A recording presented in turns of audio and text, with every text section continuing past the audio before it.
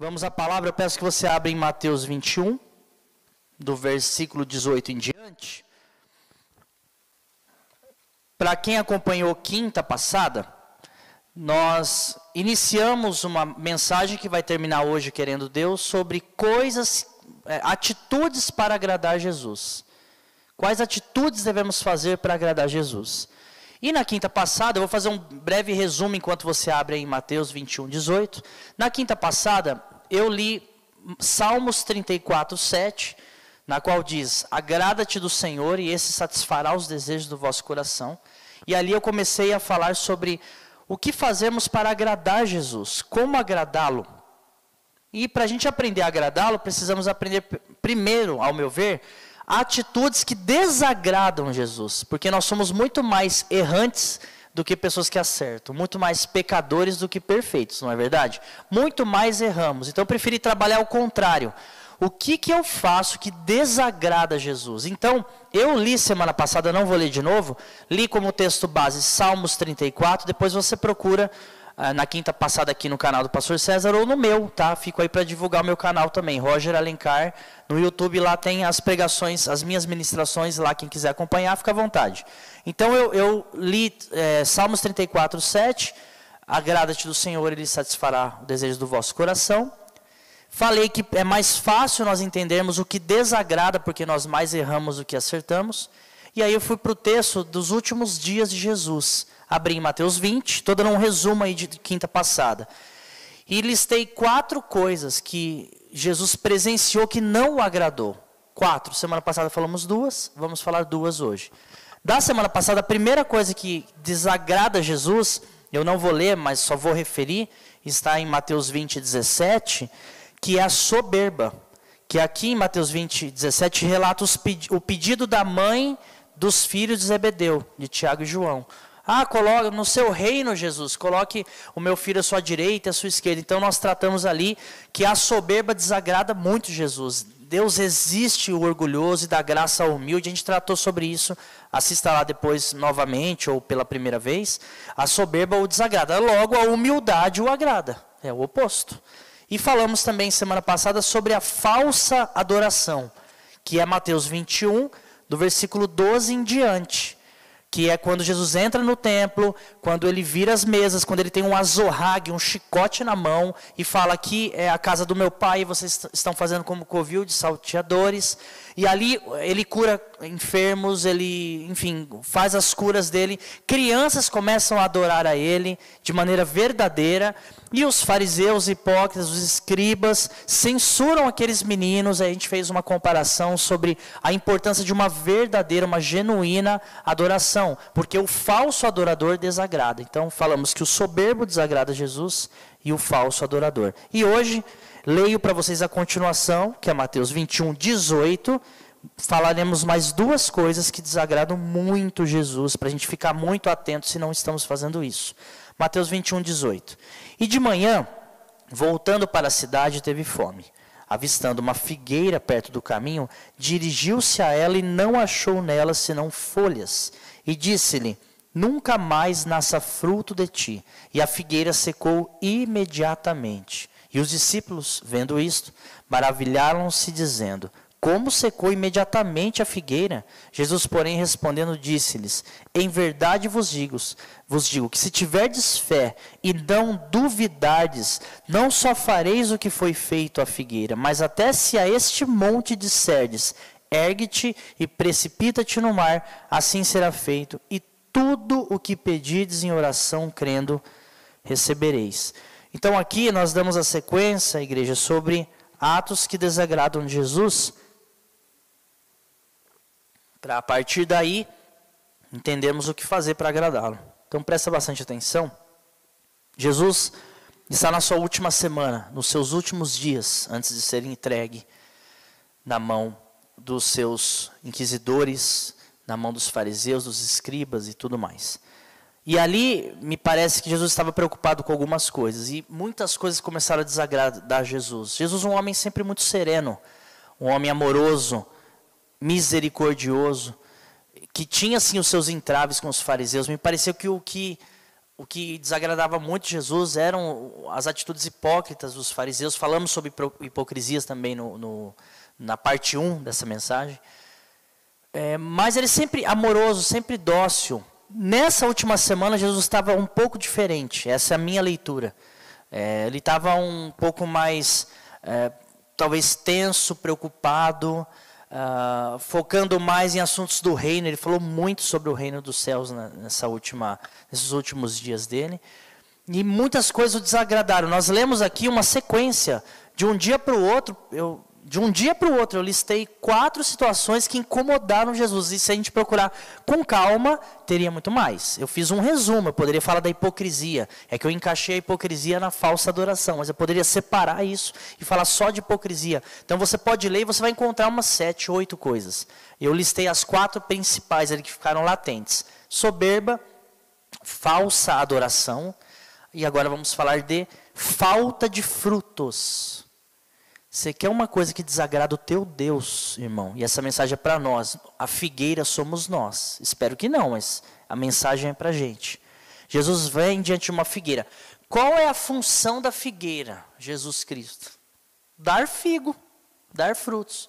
Se a única função dela, além de dar sombra, e tudo bem, compartilhar gás, oxigênio e pegar gás carbônico, ok. Mas em primeira instância, dar frutos. E Jesus chega diante dessa figueira. Ele veio de um dia tenso, de falsa adoração. Um outro dia tenso, em que os próprios discípulos com soberba queriam sentar à sua direita e esquerda, a pedido da própria mãe. Né? Ele vem de momentos tensos. Aí ele enxerga uma figueira e está com fome. Aí não tem fruto. Não tem fruto. O que ele faz? Nunca mais nasça fruto diante de ti. E assim acontece. A figueira seca, os discípulos se assustam. E Jesus em seguida fala sobre fé. Então a terceira coisa que desagrada muito Jesus é falta de frutos. Falta de frutos é algo que o incomoda. Por que a falta de frutos incomoda muito Jesus? Vamos ler uma passagem muito conhecida que é João 15. Vamos lá. Por que quando a gente não dá fruto, e vamos entender o que é dar fruto, incomoda muito Jesus? Primeiro vamos ler o que a Bíblia diz sobre isso. Então nós somos essa figueira. Precisamos lutar para não ser ela seca. Mas nós somos alguém que Jesus olha e precisamos dar frutos. Por que precisamos dar frutos? João 15 explica.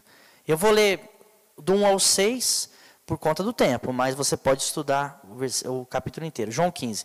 Jesus diz: eu sou a videira verdadeira e o meu pai é o lavrador.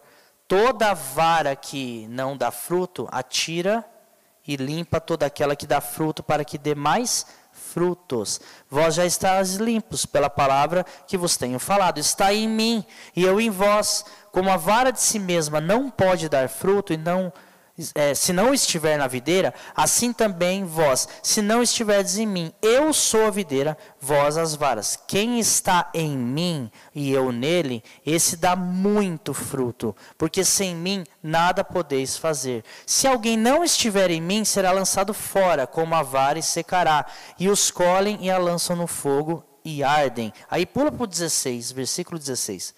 Não me escolhestes vós a mim, mas eu vos escolhi a vós e vos nomeei, para que vades e deis fruto, e o vosso fruto permaneça, a fim de que tudo quanto em meu nome pedis ao Pai, Ele vos conceda. Por que Jesus se incomoda quando alguém não dá fruto? Porque quem não dá fruto não está nele. Simples assim. A preocupação do nosso Deus é que estejamos nele, que estejamos salvos, que possamos produzir. Quando ele enxerga alguém que não rende frutos, eu já vou tratar o que é fruto mais especificamente, mas que não dá fruto, automaticamente essa pessoa não está nele. É impossível, igreja, estar em Jesus e não dar frutos. O que é fruto, pastor? Será que é o que eu aprendi um dia lá naquele culto neopentecostal, de que se eu tenho dinheiro, eu tinha um carro e vim para Jesus, tenho 2, e tenho 3, e agora eu dei muito fruto. Eu aprendi dessa maneira, e não é. Analisando a Bíblia, não é. Muitos encontraram com Jesus e perderam coisas financeiras. Pedro mesmo, perdeu sua pesca, pelo menos aquela. Eu não sei se ele aproveitou ou não. Me parece que depois da pesca maravilhosa, ele vai e se rende ao dono dos peixes e parece que os peixes ficaram lá. Se você não acredita, na segunda pesca maravilhosa também. Foram 153 grandes peixes. Jesus só ficou ali. Pedro só ficou ali com Jesus. Fruto não é ter dinheiro no bolso, gente, ou sucesso profissional. É claro que Deus cuida, Ele provê. Mas se você trabalhar, se você se esforçar e for um bom profissional aqui na terra, você pode nem seguir Jesus e até no inferno no final. Mas tem uma vida boa, regalada aqui. Uma coisa não tem a ver com a outra. Apesar de que eu creio que Deus faz milagre, que quem cuida da obra dele, Ele cuida. Quem busca o reino de Deus tem pão, tem comida, tem vestes. Pronto, está tudo certo. Mas frutos não é dinheiro no bolso. Se você aprendeu isso, tinha uma casa, tenho duas, onde eu ponho a mão, Deus me dá. Não, isso é coisa humana, isso até está ficando ultrapassado. Agora as igrejas estão indo para um lado mais do emocionalismo, né? A parte do neopentecostalismo está começando a diminuir. O pessoal está abrindo a mente, mas está caindo numa outra questão. Mas não é o tema de hoje. Biblicamente, dar frutos é viver a palavra. É só isso. É a palavra estar viva. A Bíblia não diz que, da própria Bíblia, que a palavra é viva e eficaz.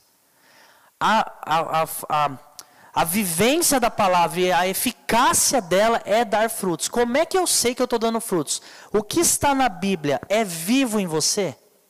Não estou dizendo que você é perfeito e cumpre tudo. Mas você tem visto que, poxa, eu oro, Deus me usa, eu oro a cura. Poxa, eu aconselho, eu trato com alguém e há conversão. Olha, eu menti, eu já não minto mais. Eu roubava, eu já não roubo mais. Eu era extremamente irado. Hoje, eu tenho meu temperamento mais assertivo, mas eu sou mais sereno. Deus me deixou mais comedido. Ou eu era muito tímido, muito fechado, muito retraído. E pelos frutos eu comecei a despertar, mesmo que com o meu jeito, porque, igreja... Vamos dar um adendo aqui. O jeito que você nasceu, Deus quis desse jeito. Você não precisa, se você é mais quietinho, você não precisa ser falador. Se você é muito falador, você não precisa ficar quieto. Deus só vai te equilibrar.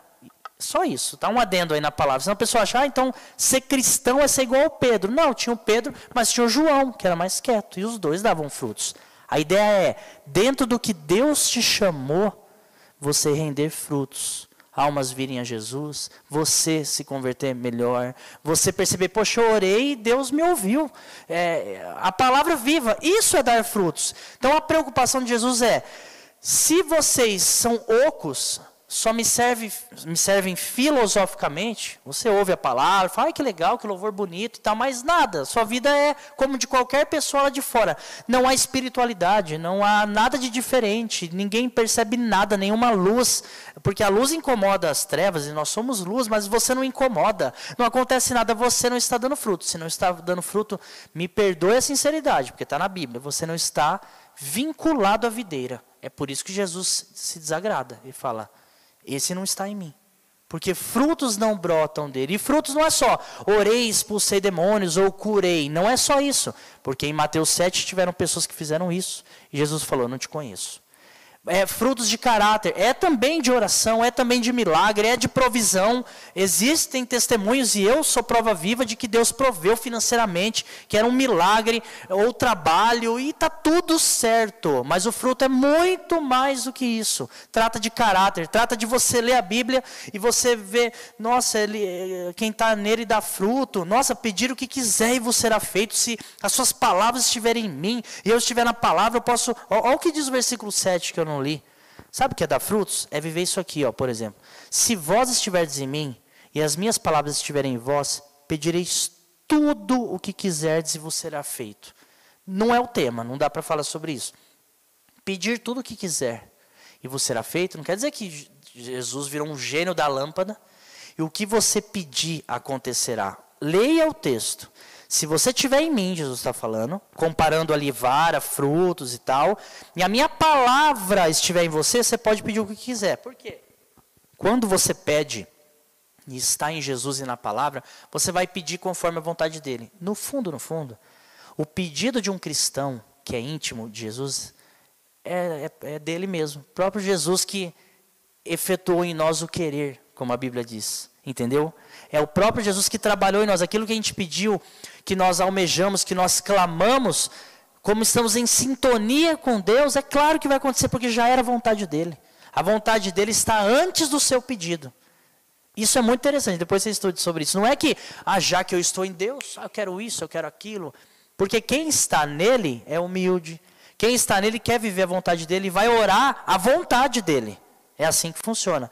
Então, dar frutos poxa, eu orei por um projeto, algo que Deus, que eu estava sentindo que era de Deus, vi na palavra, orei, Senhor, se for feita a sua vontade, e aconteceu, frutos acontecendo, pessoas foram alcançadas, outras foi até um projeto financeiro, profissional, e empregos foram distribuídos, porque a obra social também é cristã, foram os cristãos que inauguraram até hospital, meu irmão, escola e tudo mais. Então, isso é dar frutos, é você ser uma árvore frondosa, é a pessoa olhar para você e não ver uma figueira seca, e ver mais um na multidão. O cristão não é mais um na multidão, o cristão é uma lâmpada no meio das trevas. Você já foi acordado, está lá dormindo, profundamente aquela luz invade o quarto, a sua mãe ou a sua esposa chega e vai aquela luz assim, ó, pum, que dá uma raivinha.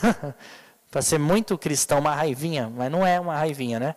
Incomoda, aquela luz que você fica, ou quando você está de carro, via só de mão única, e vem outro com aquele farol xenon, e tum, dá aquele farol alto nos seus olhos. Você fala, Nabucodonosor, maldito, não é? Essa luz que te incomodou, nós somos essa luz nas trevas. Se não somos, sinal de alerta. Sinal de alerta. Será que eu só estou trabalhando para comer e comer para trabalhar? Será que eu só estou sonhando coisas terrenas? Eu sou só mais um funcionário. Eu sou só mais uma funcionária, mais uma dona de casa, mais uma vizinha, mais um pai, mais uma mãe. Que fruto há em mim? O que emana de mim? O que emana da minha vida? Aqueles que me cercam, será que só veem os meus defeitos? Porque isso aí todos temos. Será que quem está ao meu redor só vê o que é de ruim? Eu não consigo impactar ninguém? Eu tenho visto em mim algum tipo de mudança? Isso é dar frutos. Se não damos, é porque não estamos em Jesus. É por isso que isso desagrada. Ele cria a figueira para dar fruto. A figueira não faz o que ela foi criada para fazer. Ele manda secar. Ele nos criou para adorá-lo, para darmos frutos, para rendermos muito mais do que um trabalho ou uma questão física. E nós não fazemos isso, no final dos tempos, seremos lançados no fogo. Quando eu digo isso, espero que nenhum de nós sejamos lançados no fogo, porque vamos dar frutos, amém? Mas aquele que não dá, está no texto. Se a vara que está nele dá fruto, é uma matemática certa. E olha que legal. Quem está em Jesus e dá fruto, ele limpa para que dê mais fruto. É por isso que você vê a parábola dos talentos. Eu não lembro a matemática aqui, faz tempo que eu não leio essa parábola. Eu acho que a um ele deu 5, a outro 3 e a outro 1. É isso? Se eu não me engano é isso. Quando volta, o dono da fazenda dá 5 talentos para um, 3 para outro, 1 para outro. Quando ele volta, o de 5 virou 10, o de 3 virou 6. O de 1 escondeu. Ele pega o do 1, dá uma bronca, a condenação para aquele cara, e ele dá para o que fez mais. Mas que matemática é isso? Dá para o outro para ficar meio mediante. Não. Quanto mais fruto você der, mais ele vai te usar. É por isso que Jesus, na beira do poço, em João 4, com a samaritana, ele fala, se você beber da água que eu dou, vai brotar rios de águas vivas de dentro de você. Sabe o que ele está querendo dizer? Se você, samaritana, e essa samaritana personifica todos nós, estiver em mim, vai fluir muito fruto, muito fruto. De qual ordem? De todas as qualidades, você vai virar um varejão espiritual, um oba espiritual. É fruto que não acaba mais, porque Jesus, quando ele multiplica pães, sobra, não é? Quando peixes, a pesca maravilhosa, sempre sobra, sempre sobeja, a Bíblia diz. E assim é o cristão. Nós somos esses pães, gente. Nós somos esses peixes multiplicados. Nos nossos atos, nos nossos frutos. Isso é dar fruto.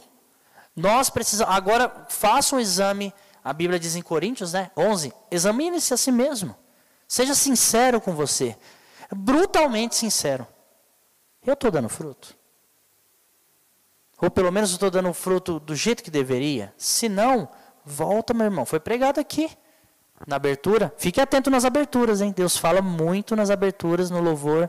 Não fica só atento à palavra, não. Porque tudo é palavra de Deus, tá bom? Fica aí o recado. Às vezes tem irmãos que colocam nos comentários, e a abertura, está tomando tempo do culto. Tudo é culto, meu filho. Desde quando foi dado a paz do Senhor aqui, tudo é importante. Quantas vezes Deus não falou comigo na abertura ou no louvor? Quantas vezes? Fique atento. Volte que ainda dá tempo. Eu dava muitos frutos, pastor. Eu rendia muitos frutos. Olha, um pouquinho de nostalgia eu até gosto. Eu sou meio nostálgico às vezes, mas a rigor, Deus não trabalha muito com nostalgia, não, tá? É gostoso relembrar, receberemos nosso galardão, mas Ele quer saber o hoje, Ele é o Deus de já. Como estamos hoje? Qual tipo de frutos temos dados hoje? Amém? Dito isso, isso é dar fruto. Evidente que teríamos que ter mais tempo, mas não é possível, tá? Mas isso não tem nada a ver com quem abriu o culto ou com quem louvou. Tem nada a ver. Tudo aqui é bem organizado na questão do tempo, tá bom? Aqui, ó, Mateus 21, nós lemos o 18, falei sobre frutos, e segue. Jesus, no 21. Jesus, porém, disse-lhe, em verdade vos digo, se tiverdes fé e não duvidardes, não só fareis o que foi feito à figueira, mas até este monte, se a este monte disserdes, ergue-te e precipita-te no mar, assim será feito. E tudo o que pedirdes em oração, crendo, recebereis. Outra coisa que desagrada a Jesus, além de falta de frutos, é falta de fé. Você quer uma coisa que desagrada Jesus Cristo, é falta de fé. Lembra daquela passagem, quer ver, ó? Hebreus 11, que muitos já sabem até de cor, eu leio o verso 1 em diante, Hebreus 11. Ora, a fé é o firme fundamento das coisas que se esperam, e a prova das coisas que não se veem. Por ela os antigos alcançaram testemunhos, pela fé entendemos que os mundos foram criados pela palavra de Deus, de maneira que aquilo que se vê não foi feito do que é aparente. Tá? Aí eu posso ver, por exemplo, no 6.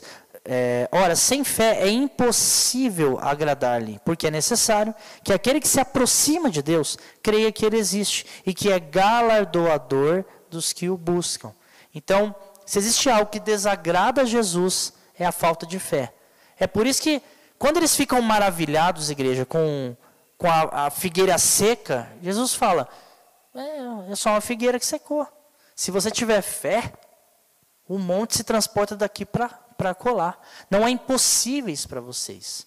Se tiver fé. Veja as curas de Jesus. Eu vou te dizer, se não for 100%, 99%, ele falava, você tem fé? Você crê? Seja feito conforme a tua fé. E maravilhou-se Jesus com a fé do centurião. O nosso Deus trabalha muito com a fé. Ele faz o que Ele quiser, na hora que Ele quiser, independente da sua fé. Mas é muito notório que o Senhor dá muita ênfase para a nossa fé. Isso agrada muito. E quem tem falta de fé, o desagrada. Falta de fé é não ter fé. Porque pequena fé, ele orienta que com pequena fé já dá para trabalhar. Olha o que diz, por exemplo, em Lucas 17.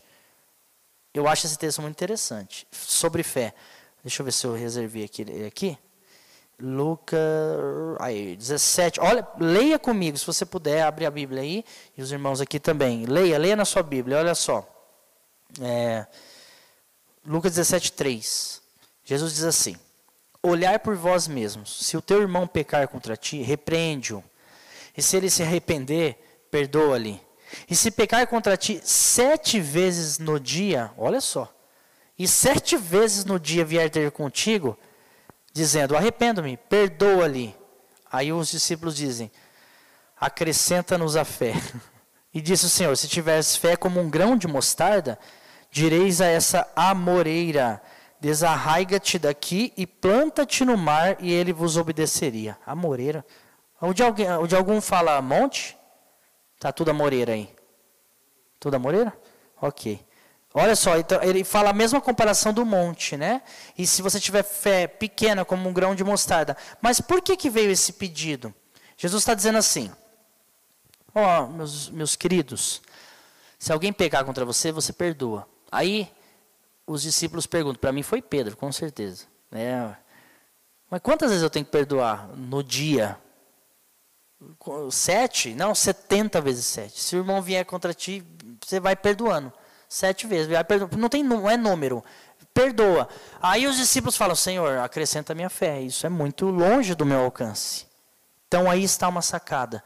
A fé que Jesus pede de nós não precisa ser uma fé gigante, enorme, porque se tiver uma pequena fé, com um grãozinho de mostarda, coisas grandes podem ser feitas, porque não é necessariamente o tamanho da sua fé, é a confiança que você tem naquilo que você está pedindo, que eu já vou tratar sobre isso. Então, por exemplo, quando Jesus vai curar aquele lunático, aquele jovem lunático, essa passagem eu não lembro, eu acho que é Marcos 15, eu acho. O jovem lunático se lança na água, se lança no fogo e fica endemoniado. Os discípulos não conseguem expulsar. E aquele pai desesperado, Jesus vem, ele fala, e o pai fala para Jesus, eu creio que o Senhor consegue expulsar esses demônios. Ele fala, você tem fé? E esse homem fala a frase que eu tenho até uma mensagem inteira sobre isso. Eu creio, me ajude na minha incredulidade. Olha que texto dúbio. O pai fala para Jesus, fala, você crê? Ele fala, eu creio, mas me ajude na minha incredulidade. Sabe o que ele está querendo dizer? Nem que a gente tenha a fé desse homem aí, tá? Quando esse homem fala, eu creio, me ajude na minha incredulidade, é o seguinte, eu creio em ti, Jesus, eu creio no Senhor. Só que a minha dor está tão grande, que eu estou vendo meu filho, há muitos anos endemoniado, jogando na água, no fogo, e eu peço ajuda, porque ao olhar a situação, está difícil crer. Ao olhar o Senhor, eu creio. Quando eu volto os meus olhos para o Senhor, eu falo, é possível. Quando eu olho a situação, eu falo, não dá. Está entendendo? Nem que você tenha esse tipo de fé. O bom seria você olhar a situação e falar, eu creio. Olhar Jesus e falar, eu creio mais ainda. Mas às vezes tem horas, irmãos, vamos ser sinceros, que olhamos a nossa situação e você fala, é impossível. Como Ezequiel no Vale dos Ossos Secos, Ezequiel 37. Deus leva Ezequiel num vale de ossos secos e fala, e aí Ezequiel, esses ossos podem tornar a viver? Imagino que Ezequiel coça a barbinha dele assim e fala, olha, tu sabes. Ele joga para Deus de volta. Tipo assim, eu estou olhando, eu acho que não, hein? Se eu pudesse apostar, não vai dar. Mas o Senhor, sobre a tua palavra, é possível. Pedro, a mesma coisa. Sobre a tua palavra eu lançarei a rede. Ou seja, igreja, essa fé que agrada a Jesus, o ideal seria olharmos a situação e às vezes a gente está cheio de fé. Não, eu creio em nome de Jesus e sai demônio, e sai chutando tudo pela fé, e eu estou na fé e ninguém me segura, não importa o diagnóstico contrário. Às vezes a gente está com essa força, às vezes não. Às vezes é uma luta de uma vida inteira que nunca acaba, nunca muda aquele problema. Sabe aquele problema que parece um espinho na carne? Essa é a fé que começa a agradar muito o teu Deus. Então, quando nós o desagradamos, pastor? Quando nós olhamos a situação e falamos, impossível. E olhamos ele e parece que ele é um Deus institucional, distante, longe, não tem tempo para os meus dilemas. Então não é possível também. Eu nem oro mais, eu nem clamo mais, eu nem peço mais, eu nem interajo mais. Aí está o erro. Porque cá entre nós, quantas pessoas passaram pela vida, pelos 3 anos e meio de Jesus? Quantas? Todas elas 100% foram curadas? Não. Por quê? Uns se aproximaram, outros não. Uns pediram, outros não. Uns tiveram fé, ainda que pequena, como o grão de mostarda, outros não. Essa é a diferença até hoje. Você tem um véu rasgado, um livre acesso a Deus disponível, em vez de você buscar nele, você usa a fé que você tem, porque, deixa eu informar. Você usa a fé que você tem, deixa eu completar a frase, eu já explico. Você usa a fé que você tem para pedir errado. Como assim, pastor? Você está acabando de dizer que a gente pode ter pequena fé, grande. É, nele. Porque, igreja, todos nasceram com fé. Todos que me ouvem, até aqueles que não me ouvem, até o mais ateu da terra, tem fé. Inclusive o ateu tem mais fé que eu. Eu declaro isso aqui agora, diante de milhões de pessoas, milhões, hein? De muitas pessoas. Porque ele crê que o nada criou tudo. Pesquisa o evolucionismo, por exemplo. O ateu está muito atrelado nisso. O nada cria tudo. Que fé é essa? Eu creio que o tudo criou tudo, que é Deus. É mais fácil a minha crença, a nossa, do que de um ateu. Tá? Mas até o ateu tem fé. A questão é onde essa fé está sendo aplicada. Tem pessoas que aplicam a fé na ciência, ok, mas só na ciência. No trabalho, ok, mas só no trabalho. Na força bruta, ok, mas só na inteligência, ok, mas só nisso. E tem pessoas que falam, não, Deus me deu inteligência, me deu trabalho, eu até acredito na ciência, mas acima eu vou aplicar minha fé nele. O que ele falar é verdade. Se o que ele falar bater com o que a ciência está falando, meu trabalho, meu casamento, ok. Se não bater, eu fico com ele. Então, a questão de fé, todos têm fé. Por exemplo, eu já respondo até uma pergunta muito intrigante para você. Você não precisa acreditar em mim, fica à vontade. Mas você já percebeu que tem pessoas que são devotas de Santo Expedito? O que tem a ver Santo Expedito, com todo respeito ao Expedito? O que tem a ver o Santo Expedito com realização de milagres? A não ser que ele, enquanto vivo, usado por Deus, pode ter realizado milagres. Agora, o que tem a ver eu rezar ao Santo Expedito? Ele é o dos pulinhos? Confundi, né? Longuinho.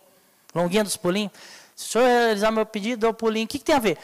Mas tem pessoas, eu conheço, que alcançaram, eles chamam de alcançaram a graça alcançada. Alcançaram. Como é que a gente responde isso? Fé. Eu provoquei, eu tenho 5 minutos, né? Mas é fé. A fé, dada naturalmente, tem alcances inimagináveis. Mas não quer dizer que essa pessoa que usou a fé será salva. Porque se a fé não é aplicada, esse poder de fé não é aplicada na pessoa certa, que é a pessoa de Jesus Cristo, não existe salvação. Pode existir uma realização ou outra. Ah, pastor, eu acho que foi o demônio que deu a benção para a pessoa. Aí é com você, irmão. Eu não vejo assim. O diabo também engana assim, mas não nesses casos, na minha opinião. Para mim, tá simples, é fé. Você não vê pessoas que falam, eu determinei, eu fui, eu quero aquilo, e trabalhou e conseguiu? Fé, meu irmão, fé. Fé em si mesmo, infelizmente. No trabalho, no estudo. Mas como Deus dá chuva para ímpios e justos, Ele dá sol para todo mundo, Ele deu a fé para todos. Se nós não canalizarmos essa fé nele, naquele último dia não seremos salvos. Muitos irão para o inferno com sucesso, com diploma, com história linda para contar, com livros escritos, porque quem salva é Jesus. Mas a fé tem um poder. Agora você imagina, esse poder de fé que foi dado ao ser humano, canalizado em Jesus Cristo, aí não há limites. É isso que o cristianismo propõe. É por isso que uma fé, ainda que pequena, focada em Jesus, não na situação, em Jesus, agrada muito a Ele. Porque no fim, igreja, eu preciso caminhar para o final, no fim, tudo que eu falei aqui sobre soberba, né, o soberbo desagrada. Logo, o humilde agrada. Sobre falsos adoradores que o desagradam, logo, o verdadeiro adorador agrada. Falei agora sobre frutos. Quem não dá fruto desagrada. Logo, quem dá fruto agrada. E falei sobre fé.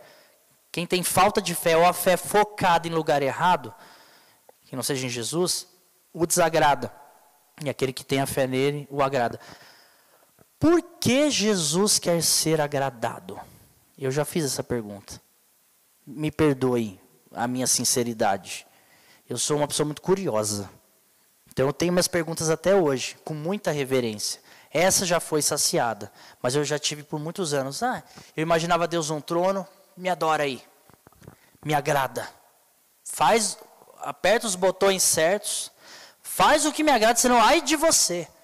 Quando eu li aquela passagem da arca, que o pessoal tropeçou e Deus já fulminou o cara, eu fiquei inconformado. Por que Deus quer ser adorado? Por que você pregou, pastor, 2 quintas-feiras sobre como agradá-lo?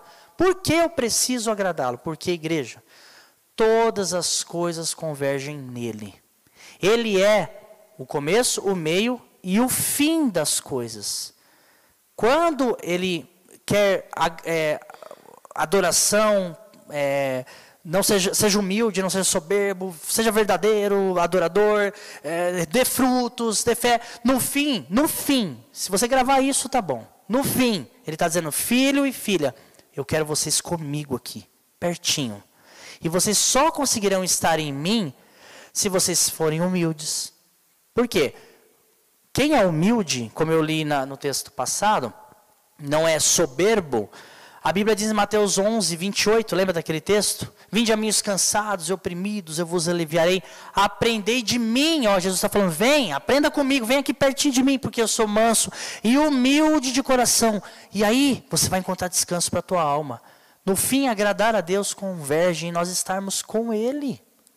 Ele sabe que se estivermos nele, estamos garantidos e salvos e em paz. É um pai... Me permita usar essa palavra, os teólogos aí não se escandalizem, desesperado, estou dizendo que Deus está desesperado por nós, tá? Mas é a palavra que eu encontro agora no pequeno português. Em falar, filhos, fiquem perto de mim. Sabe quando está uma guerra, uma situação, e você é pai, você pega seus filhos e coloca eles atrás de você e vai enfrentar o que sua esposa, e o homem que é homem é isso aí, e vai enfrentar o que precisa, é um pai todo poderoso que está dizendo, fique perto de mim. Há 2 quintas passadas eu preguei sobre aproxime-se da cruz. Tem tudo a ver. Fique perto de mim, porque perto de mim você tem descanso, você tem pastagem, você tem tranquilidade, você tem salvação, você tem cura, você tem provisão. É por isso que o humilde aprende dele. O adorador que adora de verdade está perto dele. Quem dá frutos tem que estar nele. Olha tudo convergindo para ele. Quem dá fruto tem que estar nele. Quem tem fé? Quem tem fé, igreja? Gera confiança. Quem tem fé nele, depois que a sua fé fica nele, e milagres acontecem, e respostas acontecem, você começa a confiar, você fala, pera, funciona estar nele, e a confiança gera relacionamento, ou seja, Jesus veio curar, trazer respostas e bênçãos e tudo, mas tudo isso que Jesus fez, esses sinais, é para trazer o povo para ele, é isso. Todo cuidado, toda provisão, toda sabedoria que Ele te dá, toda inteligência, porque no fim Ele quer você com Ele. É a maior das intenções. É você com Ele. Ele não quer que você se perca. Então a gente entende, está muito clássico para mim. Eu não enxergo um Deus, Ele é soberano, mas um Deus soberano no sentido soberbo, né? Me adorem, vassalos, você é meu servo. Eu não enxergo um Deus assim. Eu enxergo um Deus que fala, você precisa me adorar. Você precisa ser humilde, você precisa me obedecer, porque só assim você estará comigo, e só há salvação em mim, diz o Senhor. Não há outro lugar. Se você não escolher Jesus, você tem liberdade, mas você vai estar no lugar que Ele não está. Onde é isso? O inferno. E Ele não quer, o inferno não foi criado para homens, foi para os seus anjos caídos. Só que infelizmente pessoas que querem viver longe do Senhor estará lá. Então no fim, agrada-te do Senhor, que nós lemos semana passada, e Ele satisfará os desejos do vosso coração. Ele está dizendo, faça coisas que me agradam. Não é porque eu sou soberbo. Eu estou dizendo para você não ser, mas eu sou. Eu quero adoração. Porque tem pessoa que fala, já ouvi pregações loucas que a adoração alimenta Deus. E parece que Deus está fraquinho, aí você adora e Ele fica forte. Meu Deus, que Deus poupai é esse? O que é isso? Não. Deus usa de inúmeras ferramentas para dizer, só comigo você tem salvação. Só no meu reino, só dessa forma. Então, seja humilde, seja verdadeiro adorador, dê frutos e tenha fé. Amém? Vamos orar sobre isso? Pai, obrigado por essa palavra, que desde quinta passada estava queimando meu coração. E eu espero ter podido compartilhá-la com eficácia. Então agora é a nossa vez, Senhor. A vez de ser humilde, a vez de ser um verdadeiro adorador, a vez de buscar realmente darmos frutos, como aprendemos aqui, e ter fé, ainda que a fé seja pequena. Ter fé, mas a fé aplicada na pessoa certa, e a pessoa é o Senhor. Porque fé todos temos. Onde estamos aplicando ela? Nos ajude, Senhor. Eu preciso canalizar a minha fé em Ti. Ajude os meus irmãos, em nome de Jesus. Amém.